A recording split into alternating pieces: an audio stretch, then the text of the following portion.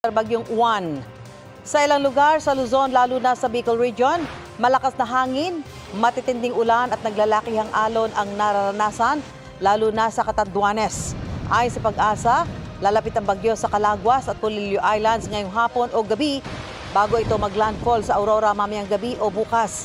Sa ngayon, signal number 5 sa southern portion ng Quirino, southeastern portion ng Nueva Vizcaya, northeastern portion ng Nueva Ecija, central portion ng Aurora, Polillo Islands, northern portion ng Camarines Norte, northern and eastern portion ng Camarines Sur at northern portion ng Catanduanes. Signal number 4 sa Isabela, nalalabing bahagi ng Quirino at ng Nueva Vizcaya, southern portion ng Ifugao at ilang bahagi ng Ilocos Region.